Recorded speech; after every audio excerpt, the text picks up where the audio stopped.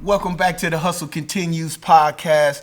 And as always, I'm going to bring that heat.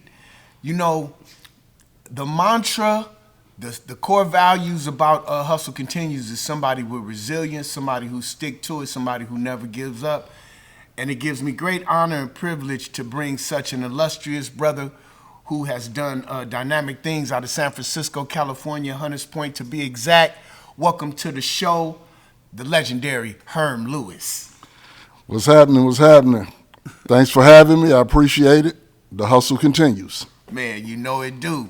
So, you know, I want to make sure that along the lines that we're able to give certain individuals their flowers. Right. You know what I'm saying?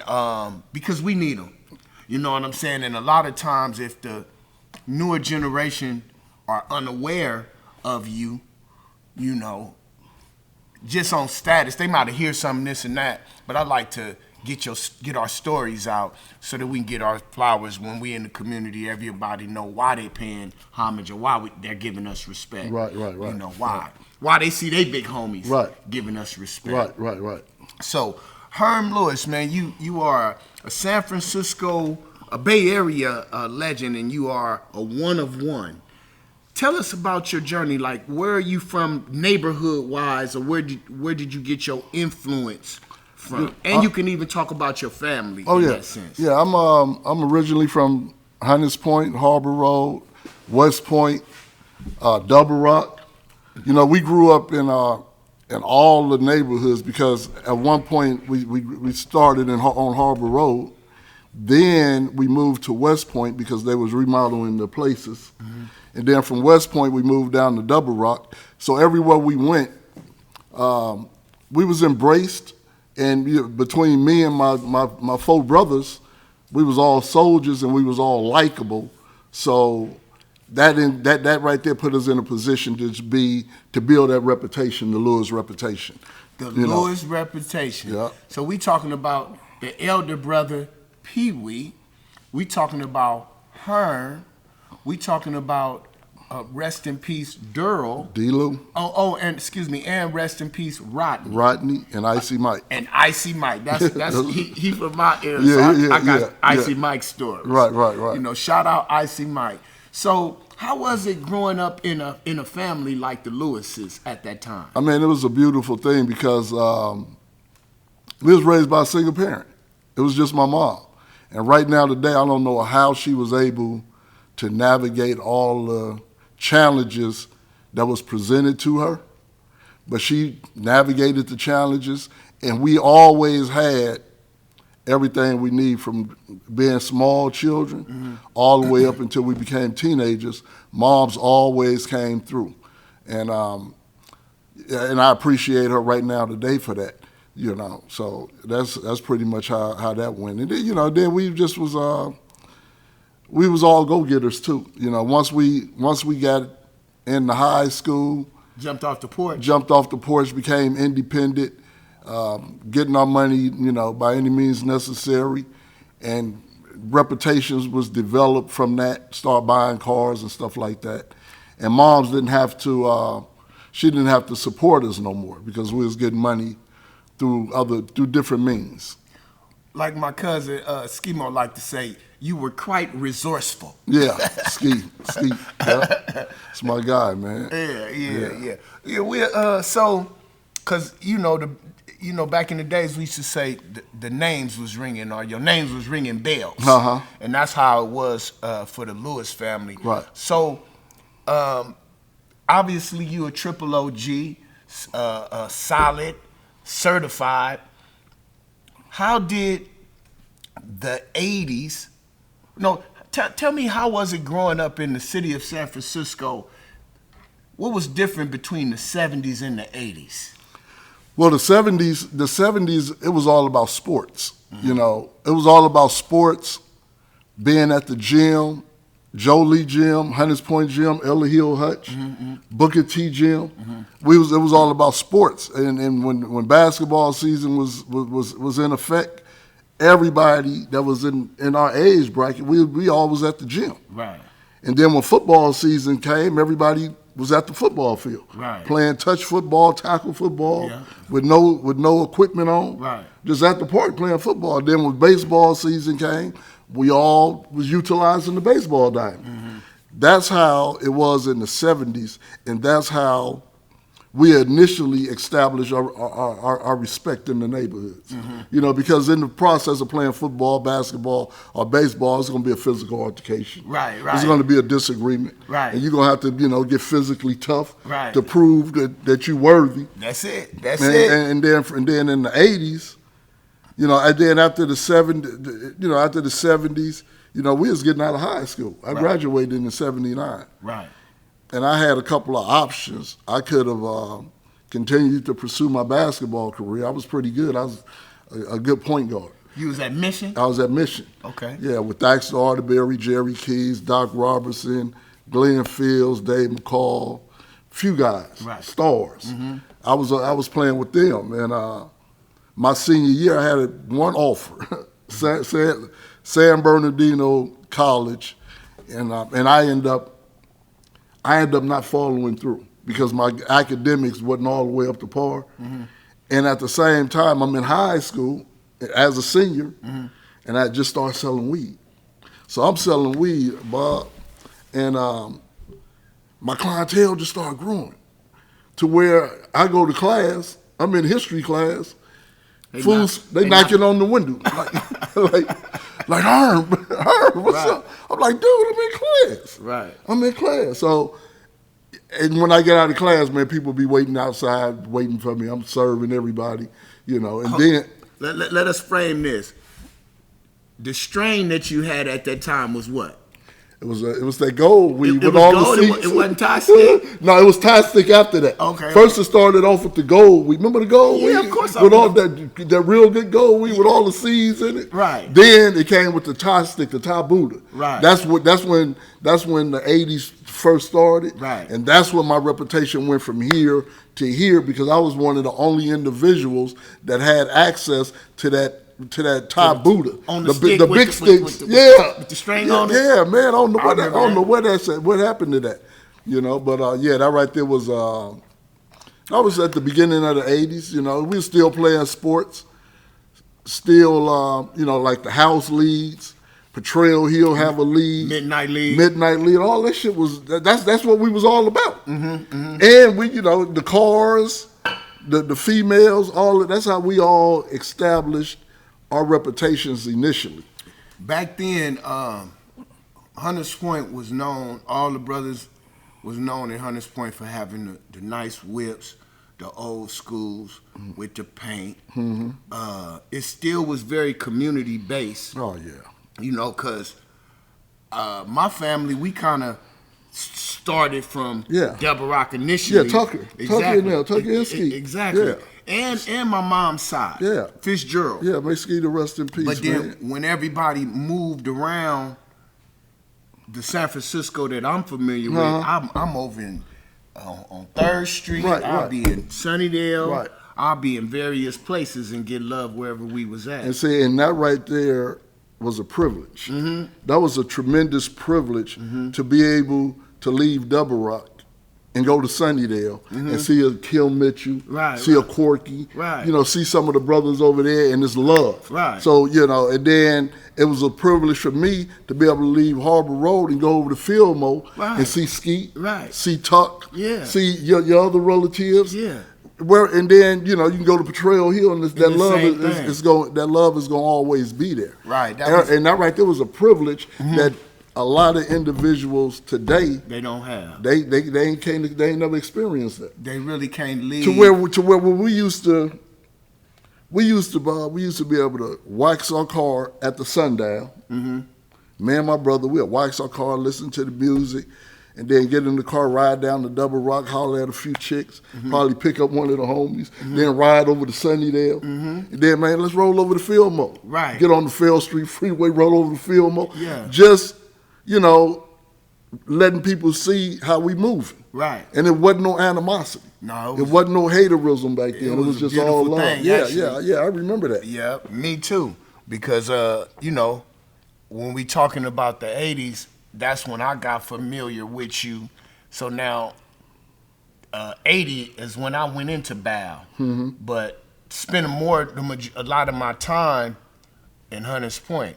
As a matter of fact, even in the 70s, when my dad had came home and from prison, and I was living in the avenues going to APG and Nenny, they were busing the kids from Hunters Point to the avenues. And when I would get out of school, at APG and Nenny, I hop on the bus with all my Hunters Point friends and catch the bus to go up on Osceola and play with all my friends. Yeah. You know what I mean? Yeah, that's when it was real cool. You know, I remember when they first started busing everybody. I mean, Hunters Point was collectively, it was just all Hunters Point. Right. It wasn't broke up. Only it was West Point, which they distinguished that. Right. It was West Point. It was Hunters Point. You know, and Harbor Road. Then it was Double Rock. And 3rd Street. 3rd Street and Bishop Corner in Oakdale. And then once, you know, the crack hit the scene, everybody started separating and making, this is our set, Thomas Street, this is our set. And that right there is what sort of like corrupted the neighborhoods. All the neighborhoods. You know, it corrupted all the neighborhoods because everything was so divided and people was real determined to protect whatever set they proclaimed that was theirs. Okay, so when we started, we always talk about resilience and not quitting. We talked about some of the good times within the 70s and in the 80s. But then, as you just mentioned, crack came. Right. Crack came to all of the hoods in America. Yeah. How did that affect you personally, and or well, you just kind of talked about how it affected the community and broke it up, but just a little bit elaborate on how it affected it affected all the communities. And a lot of individuals like yourself, like me, we fortunate that we got that second opportunity, that we got that blessing from God to rehabilitate ourselves. Rather, for me, you know, when crack hit the scene, I was snorting powder, you know, just like you were saying. Snorting powder was relatively okay because you was able to function. You was able to still get money. Snorting powder, smoking weed, and then when the crack came out, this young lady that I was attracted to, she said, "Oh, Herm, you know, you got to try this." And she put some of the crack in the weed, Grimmies. Yeah. They used to call them Grimmy joints. Yeah. And I'm like, all right, I hit that shit. Now I don't want powder in my weed no more. Right. And then I'm down in Double Rock, and I had some weed, but I wanted some powder. And I wanted to put some crack in it. Right. Make a Grimmy joint. Right. This chick say, "Oh, Herm, come up to my house. I got some weed up at the house." Man, I walk up to this chick house, man. It's like 12 o'clock at night. I won't never forget this, man. I walk up to this chick house. This bitch go in and act like she looking for the weed and come out with a pipe. She said, I can't find the weed. He come out with a pipe and say, "Herm, try this." My dumb ass tried it. Now I don't want no weed no more. Wow. Yeah, all I want is crack now. Right. I'm talking, and I'm an extremist, Bob. Right.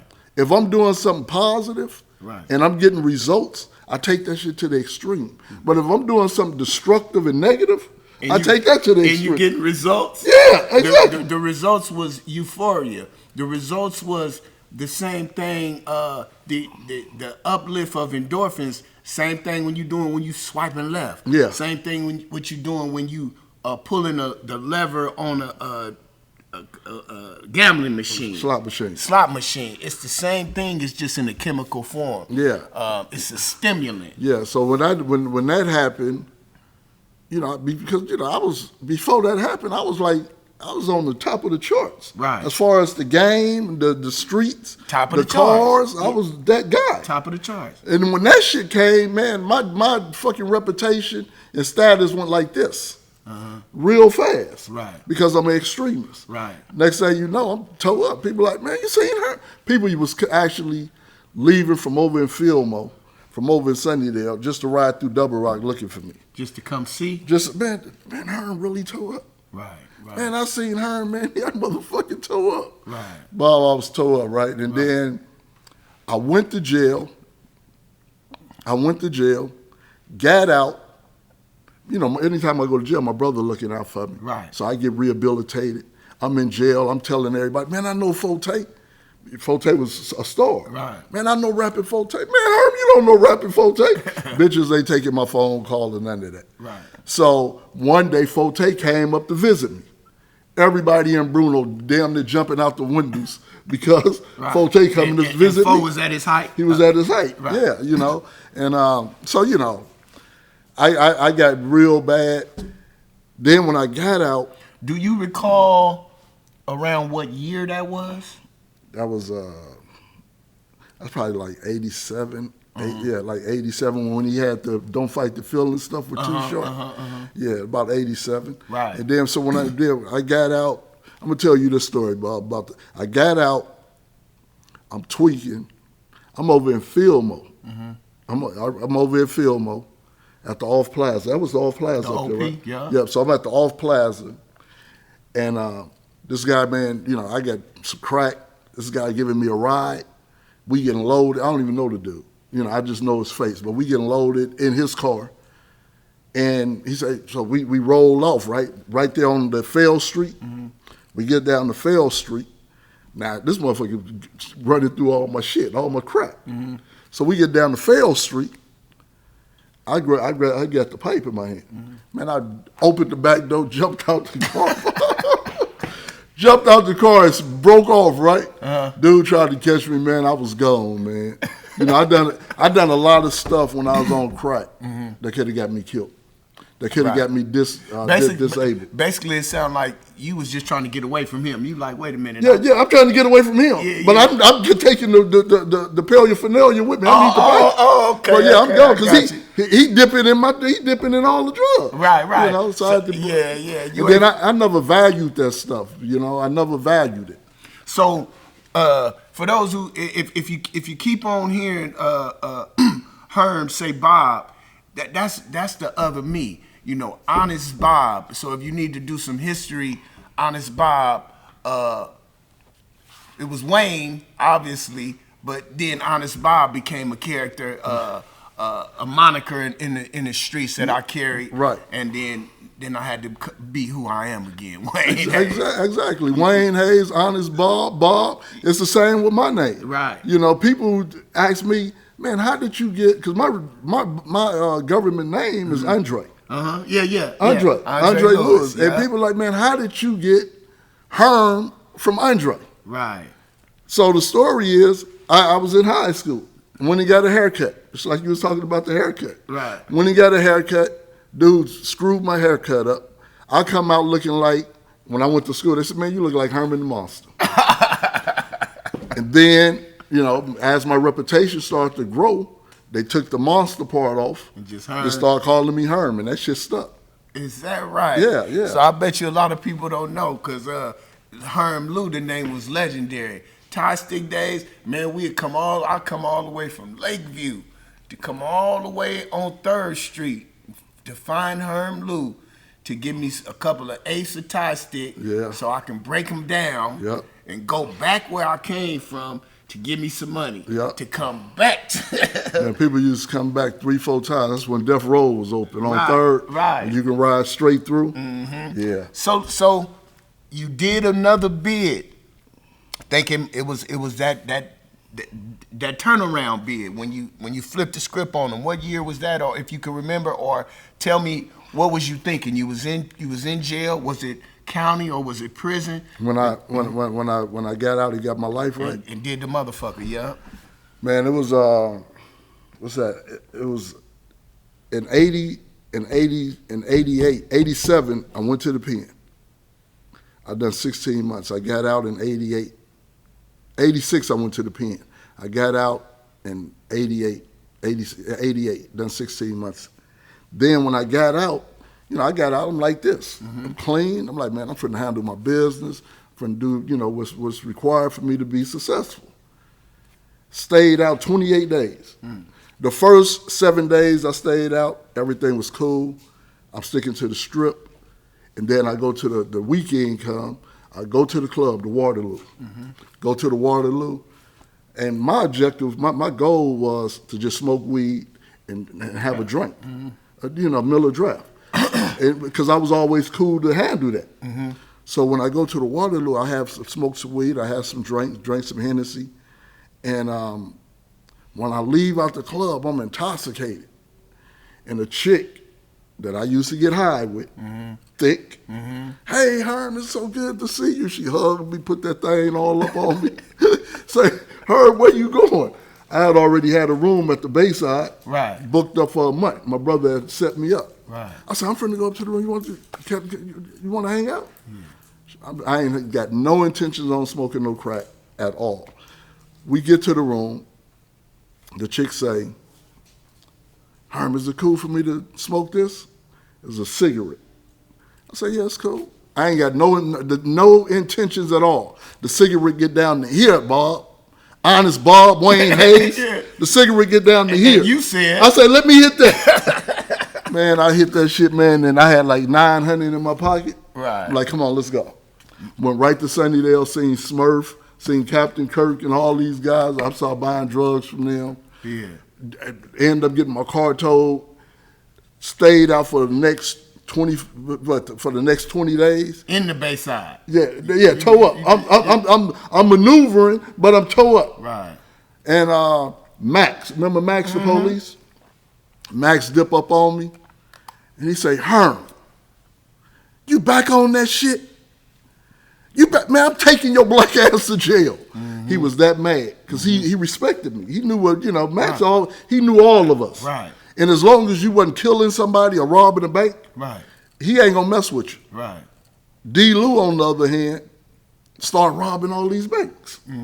Max came to my mama's house and knocked on the door, say, Miss Lewis, tell D. Lou I'm looking for him. He done overstepped his boundaries. He ain't dealing with weed or a little coke. He been robbing banks. He came and got D. Lou ass for that. Yeah. So he told me, I'm taking your black ass to jail. Took me to jail. And my brother was like, Herm, I said, man, don't even bail me out. Man, I need to just go back to the pen and go sit down and start over. Went back to the pen, and this is what changed me. I went back to the pen, done 16 months. I'm finna get out next week. You done sent me my dress outs. You done sent me my fresh tennis shoes. Next week I'm getting out. My dress outs is already there. Something happened on the yard. The police come in my cell and find some revolutionary material that the brothers was trying to recruit me into the family. They was trying to recruit me. So I had this material. That was enough to send me to the shoe program. So instead of me getting out next week with my dress outs that you sent me, they sent me, gave me a whole extra year. In solitary confinement. Now I had just quit smoking cigarettes, and I had just recently started reading the Bible with conviction. And when I went to the cell, the only thing was in the cell, Bob, was a pack of cigarettes and the Bible. And God told me, just like I'm telling you, if you smoke the cigarettes, you're going to smoke crack when you get out. And if you don't smoke the cigarettes and you take the Bible, I'm going to walk you through this process. Picked up the Bible, threw the cigarettes out, and that was the easiest year of me being incarcerated ever. Because God just was like, it was like this. Study. I'm fortunate, because I was in solitary confinement, when they was having the dudes go out there and fight. When they was paying. So I was there in 89. And I was so glad that we wasn't in no confrontation, because I was young. I was 28. I was a soldier. So, and the comrades that I was around had a lot of influence on me, just like we got on some young people. If they would have said, Herm, you got to go out there and handle that. Man, I would have went out there and got a murder beef and would have ended up with a life sentence. And I'm glad that God protected me to where I didn't get into no altercation. The brothers wasn't into no altercations. It was the Mexicans and the Aryan brotherhoods. They was beefing. Wow. Yeah. So And then when I got out, Bob, that's when I started. Oh no, we gonna get there. Okay. So divine intervention. Sometimes our higher power, sometimes God will step in and make a way that seems uncertain. It'll be a rocky road. It'll even look like a stumbling block. But for those that he loves, it will actually be setting you up for the The greatest comeback ever. Absolutely. The greatest comeback ever. Yeah, so that's dope. We're gonna take a quick break right here, and we're gonna be back. And Herm we're gonna talk about the triumphant part of the game right there. Once again, this is Wayne Hayes on the Hustle Continue podcast with the legendary Herm Lewis. Herm Lewis, Black Power, one love, peace. Yep. Stunner Man 02, man, let's go. Hey, look, man, I'm outside with the Hustle Continues, and I just wanted to remind y'all, we still winning! Welcome back to the Hustle Continues podcast. I want to shout out our partners over at Cookies. You see, they got me a cookie down today. You know what I'm talking about? Cookies. The quality is real cool. You know what I'm saying? This is the cargo pants with the flannel and the smell-proof bag. You know what I'm saying? Some of y'all need to put y'all breath or y'all feet in this bag. Smell proof. Okay, so before we left, we had you told me God came. You was in that cell. You end up with some. You had some material. They gave you a year. Right prior before you was gonna get out. You probably was due to get out in a week or so. So anyway, you do that year, and you was mentioning offline that in that very moment, any desire towards substances, it washed away from you. You wasn't with that shit. Yeah, God delivered me. He delivered me from the temptation, from having any temptation to do anything. Okay. So when I got out, I'm like, you know what? I was smoking weed. I'm not drinking. I'm not using no powder. I'm not using no coke at all. And then I stopped smoking weed. We was all at the Louisiana Club, all the homies. And, we was passing weed around. But everybody had knew, and I had been out for like 4 months, and I was climbing the charts. Because as long as I'm not on drugs, I'm a bad motherfucker. Right. Okay, Right. I'm gonna make some shit happen. Yes, sir. So I started climbing the charts, and we all sitting at the club in the back smoking weed, and something told me to say, it'd be just your luck. Somebody Pass you some weed with some crack in it. Right. Just to see you fall the fuck off. Right. I went home that night, said I ain't smoking weed no more. Haven't smoked weed since. Right. It's been 33 years now. Okay. Yeah. And so you doing good, like you say, you climbing the charts. When does Herm Lewis and how does Herm Lewis become a music executive? When I got out, now prior to me going to jail, I didn't know Black Chris. I didn't know Mr. C. I didn't know none of the young homies from Harbor because I was toe up. They never, just like man, you was talking offline, they never seen me toe up. So when I got out, I had just moved to Harbor, me and my wife, we had just moved to Harbor, and it was like. But they never seen you toe up, but did they know about the legendary part? They didn't they didn't know. They didn't know me. Okay. I just got acquainted with them. Okay. But when I moved up to Harbor, I was like the big homie. Right. Hitting 400. Right.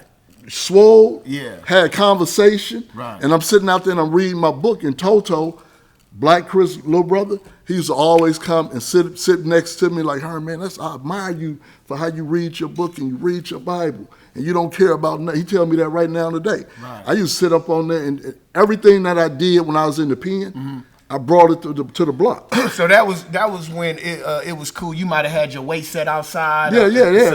This album cover. Okay. I done it right there. Right. And so the weights and all that stuff was out there. And Black Chris. Well, hold on. What album cover is that? This is Trying to Survive in the Ghetto, the very first one. Trying to Survive in the Ghetto. Yeah. Look that up. The first compilation. Yep. And Black Chris came to me and say, "Herm, we want you to come to the studio and say something on our album.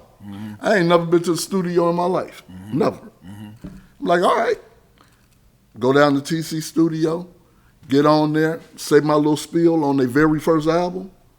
I didn't think nothing of it. That album came out May the 1st, 1992.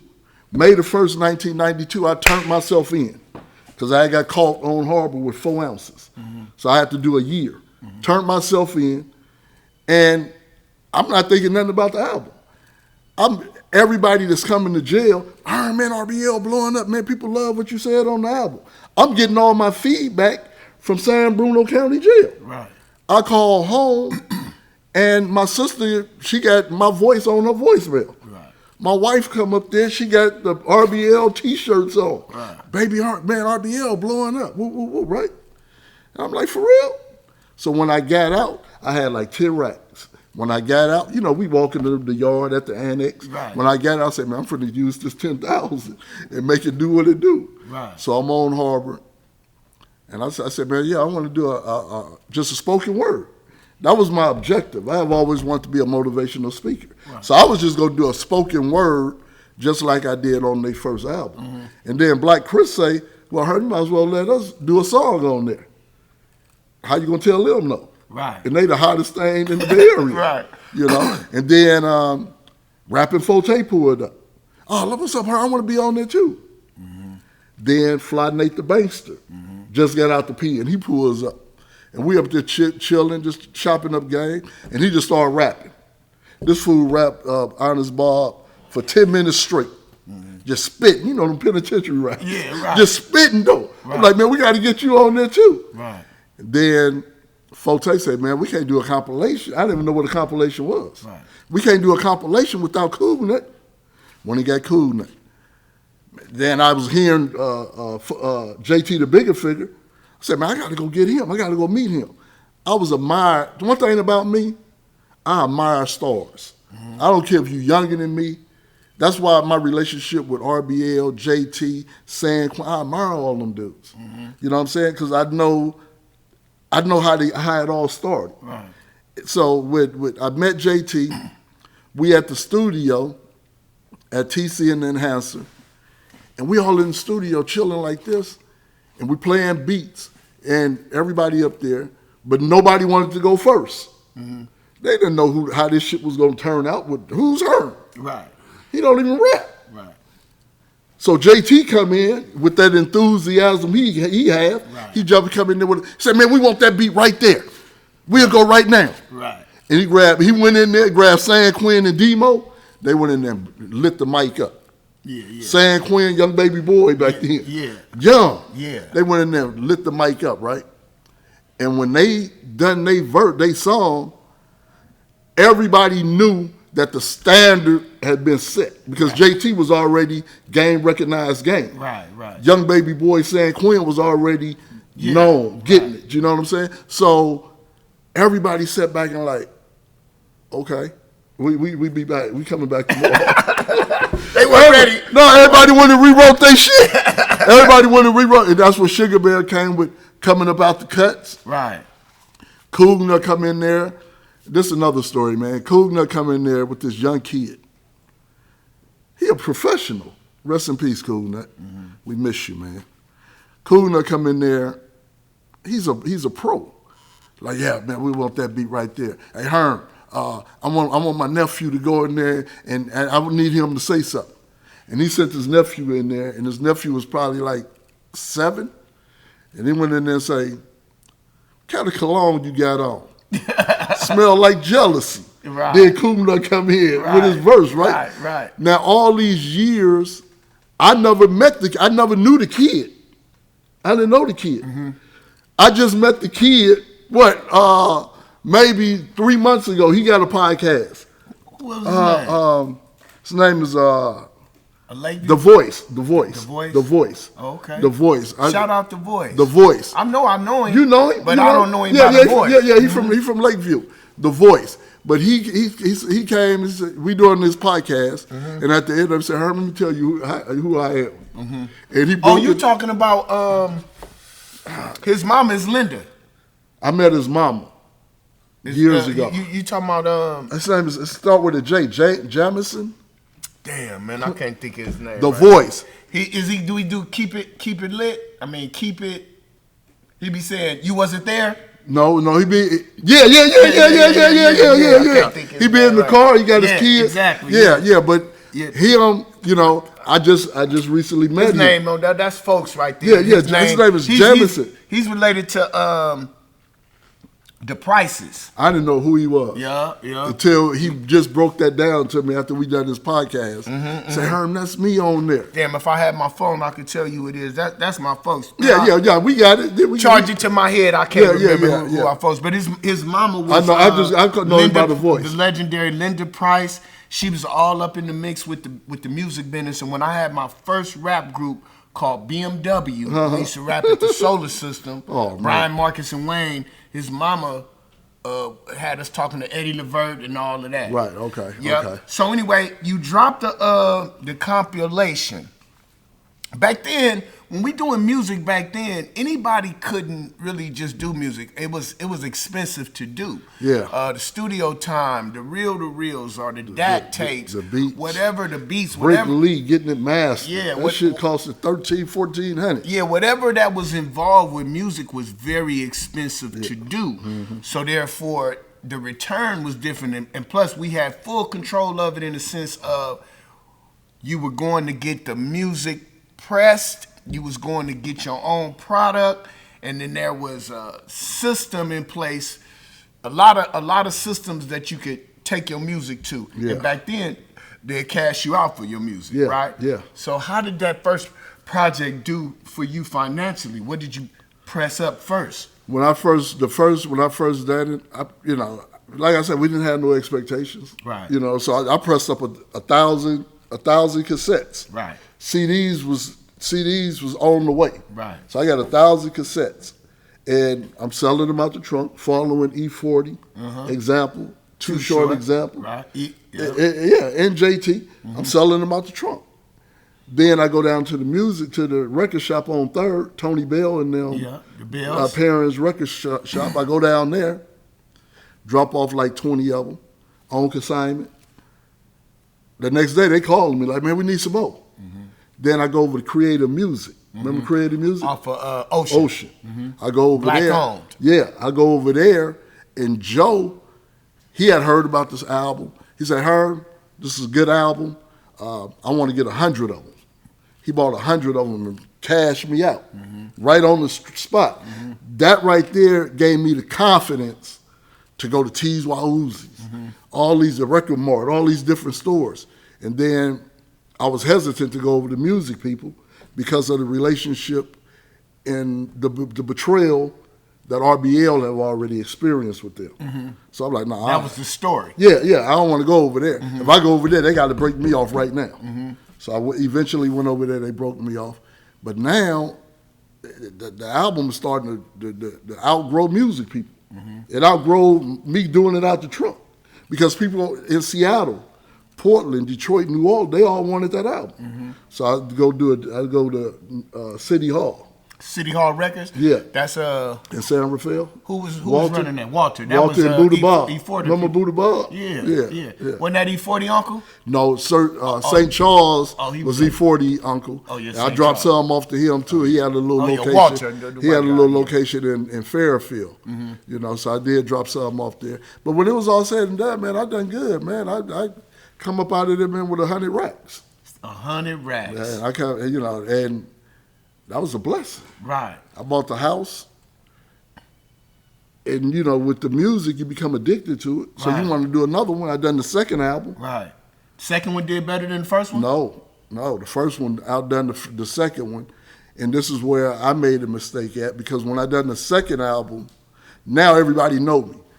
4080 magazines, Murder Dog magazine, The Source, they all reaching out to me like, you don't run an ad with us? So I'm spending money on ads and stuff like that for the second album.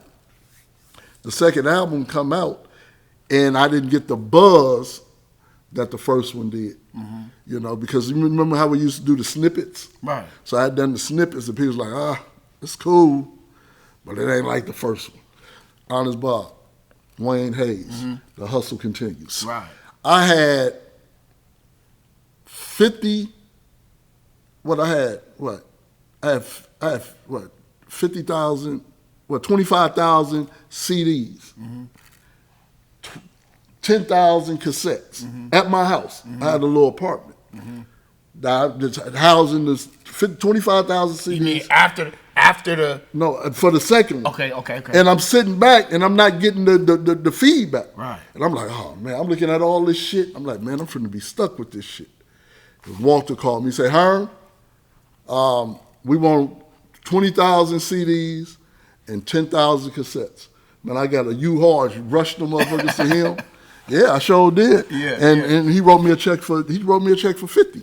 Right. For 50 racks, right? Right. And did you giving them to him at nice $3, $4 maybe? I forgot the price, but it was Wholesale. It was wholesale, and he was making his money. Right. I was making my money. Paid the artist that was on there, and just kept it pushing. Then then I've done the T-Lo album. Oh yeah. This first album done cool. Then I done the Primo album, the City of the Players album. Me and Primo collaborated on that one together. Then you did the Odd Couple. The Odd Couple. Yeah, that's T-Lo and Marquise, my your nephew. Yeah. Who else? Yeah, I forgot about that. You had you started putting out your camp. So obviously, how did the T-Lo album do? The T-Lo album done good. That was a hot album. Because he had skills. Right. And everybody liked it. That was a hot album. And then I ended up doing, remember Funky Fat Graphics? Absolutely. Kiba Kante. Yeah. Kiba Kante was the photographer. Yeah. But I done Funky, because I did all my stuff through Victor Hall. Funky Fat Graphics was getting at me all the time at social events, concerts, or wherever we was networking. Herm, when you gonna come and spend some money with me? Let me do one of your album covers. Woo. And I finally submitted and said, man, I'm gonna let you do this album cover, the Herm 2000. Tight album cover. And I think I spent like 30,000 just for Funky Fat, because it was a one-stop shop, just like your facility. Right. He pressed them up, made the vinyl, done everything. And then he closed down. Dude, he just locked his doors. But his brother, Janelle, I believe, he had just got out the pen. Strong, militant brother. He said, man, listen, we cannot close these doors without Herm getting his shit. Me and his brother had met a couple of times, but I must have gave a good impression. He said, we is not closing the doors until Herm come and get his shit. And he made them stay open. I went and got my stuff with a U-Haul, and right the next day, the whole facility was closed down. They left all the shit and just left. Wow. Yeah. So my album, the Herm 2000 album, was the last album to come up out of Funky Fat Graphics. I don't know where I was when they was a full one-stop shop, but was it called Herm 2000 because that's what year it was? No, everybody was captivated by the new millennium. The new millennium, yeah. Everybody was like 2000 this, 2000 that. Right. So I said, man, fuck it, I'm finna do Herm 2000. Right. And that's when I done that. And then I see San Quinn and JT and Philmo at the Delinquents party, record release party. San Quinn in there chilling, JT in there chilling. I'm down there, I'm gonna go slide through there by myself. I'm in there JT dipped up on me. Herm! This is how JT get at me. Herm! Man, it's time to put another album out, Herm. What you doing? What you waiting on, Herm? Right. It's time for you to put another compilation. I'm like, JT, man, I'm not feeling it. He said, why not? He said, I'm gonna be on it, Quinn gonna be on it. I said, man, y'all gonna be on it? They said, yup. And I done the Back in Stride Again album. Right. But I got everybody on it. But JT got at me and said, Herm, Bayside Records, B12. Right. He was running Bayside Records. Right. Cutting big checks. Right. JT say, Herm, I'm going to take you to Bayside, man, get you a deal. We're going to make sure you get some money for this album. And sure enough. And that's what happened? Yeah, I got $50,000. See? For that album. So you know, JT, I got a lot of respect for him. You know, San Quinn too. All the guys. Right. You know, but JT, he have stepped to the forefront for me on several different occasions. in that particular time, I was done with it. I was like, man, I'm cool. Right. But he had the type of influence with me to encourage me to go to do another album. Man, listen, man. Sometimes all it takes is somebody within your mastermind group. That's why we in each other's mastermind. Right. And you might hit me and call me and say, Wayne, I just want you to, Bob, I just got to let you know. Yeah. And then that's gas when I might have been damn near on Yeah, empty. yeah. You know, and that's how Fig is, man. When Fig came to the studio, he hit me like, bruh, you wasting it. If I had it, I'd do this and I'd do this. And then I had to put that in my game, update my game, and I'm going to run with that. Yeah. One thing about JT, he's going to give you some inspiration. He's going to drop some knowledge on you. And he's not hesitant about doing it. No, he ain't no hater. He ain't no hater. He's over generous with the wisdom that he gives. The independent game, I always say I'm an alumni. You obviously you're an alumni off the independent game, and JT is a professor. Yeah, you know, straight up. Straight Shout up. out JT the bigger figure. JT the bigger figure, get low players all day. So, what time you got right there? Because I know you're on the schedule. Yeah. But we can bring you back. How many minutes 12, you got? 15. I got 5 more minutes. Okay, he got 5 more minutes. So, one thing I always like to say is energy is transferable.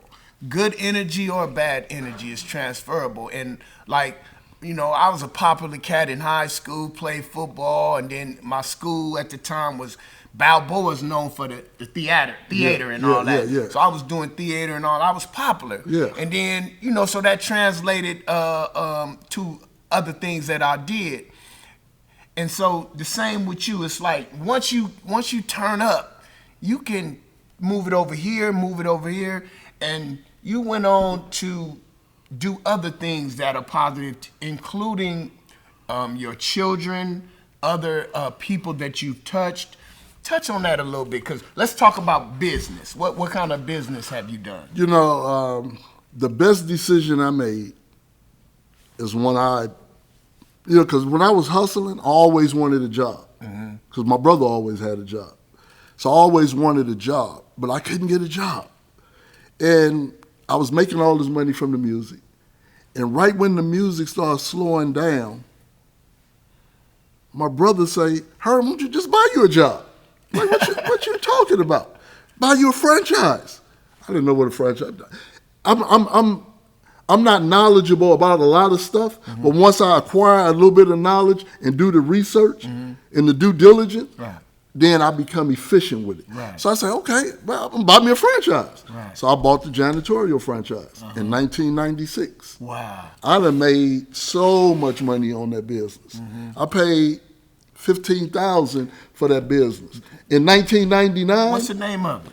Janet King Janitorial Service. Janet King, Janing. King. Janet King Janitorial Service. It's the biggest janitorial service in the entire world.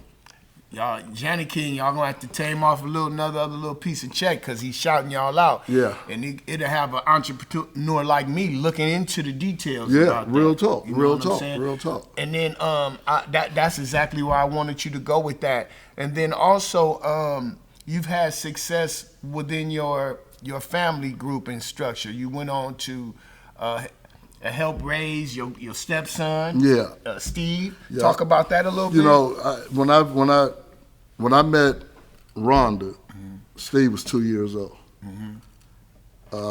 Her daughter Alicia was 4 years old.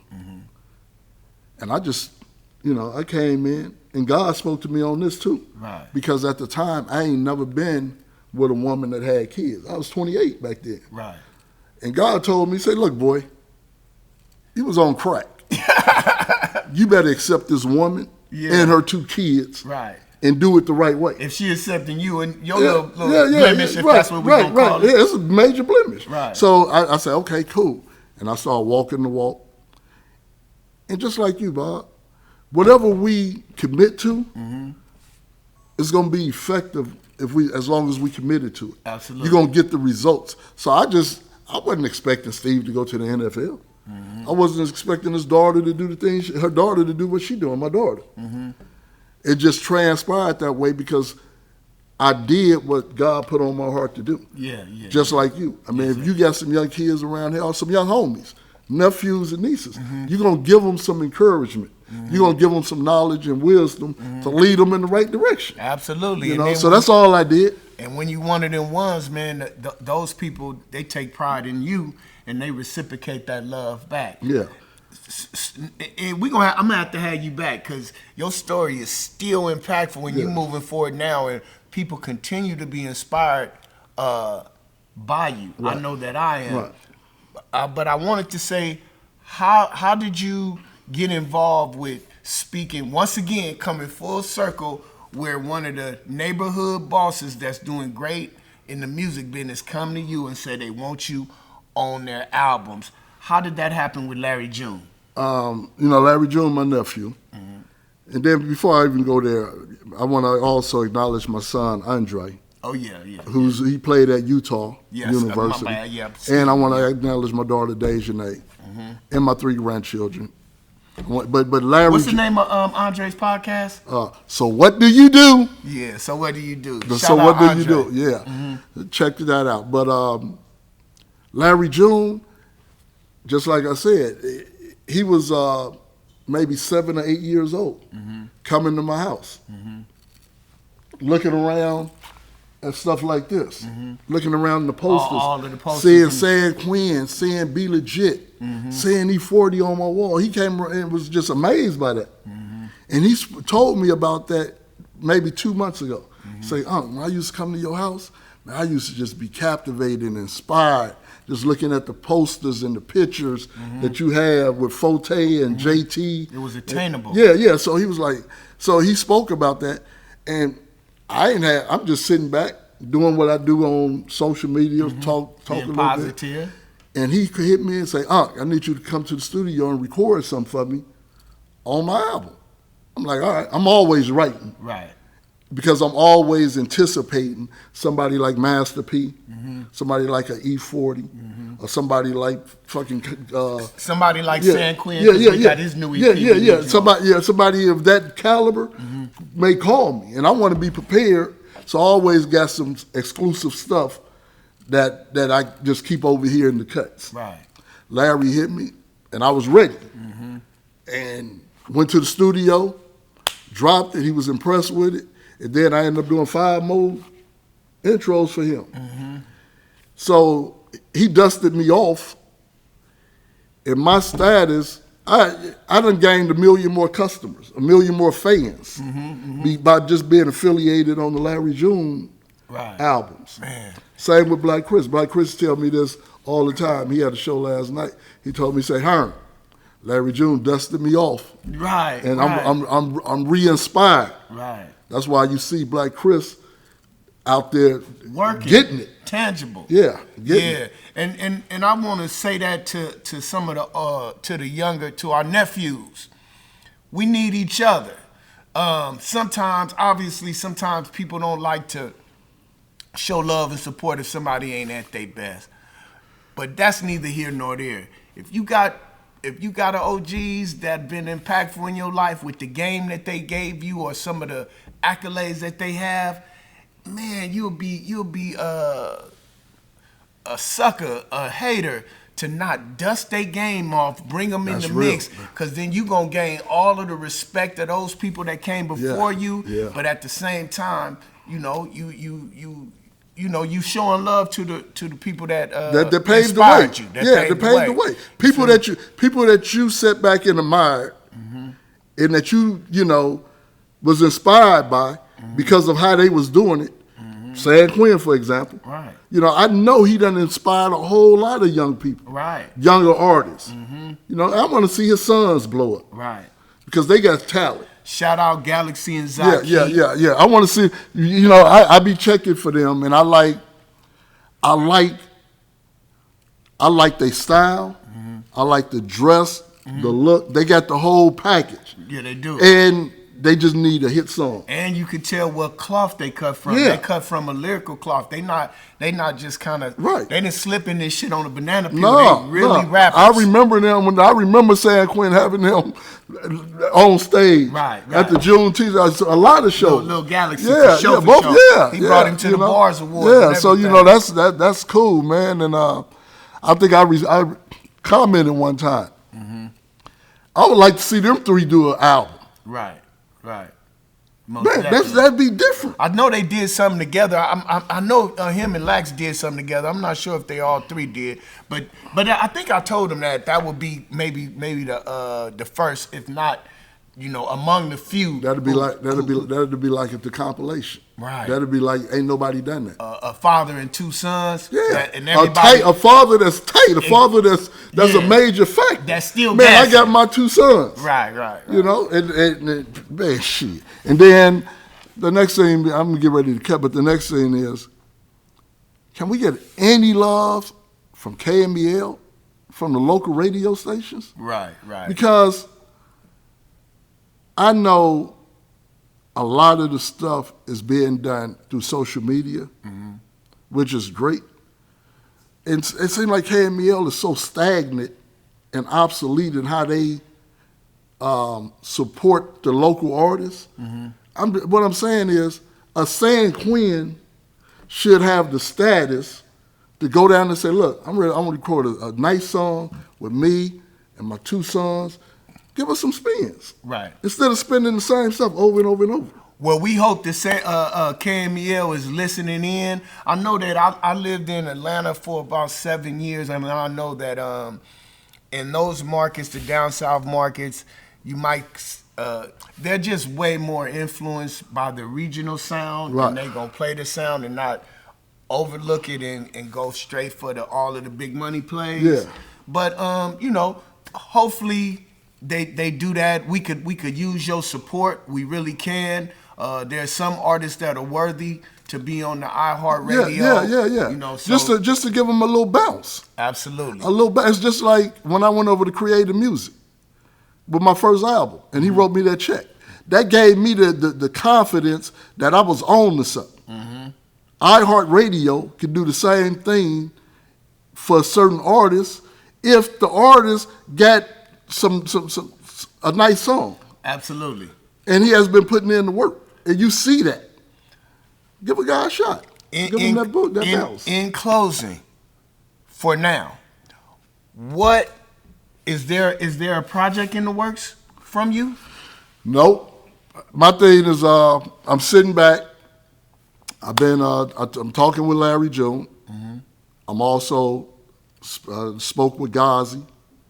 So really, I'm just sitting back, waiting on them to make a decision on the direction that I'm gonna go. Right. Because at this stage, I don't want to do something on a small level. That doesn't have the Yeah, support. I need the machine behind me. Right. I need the machine behind me that know how to do all the digital stuff, like Empire Records. Right. I need that type of machine behind me.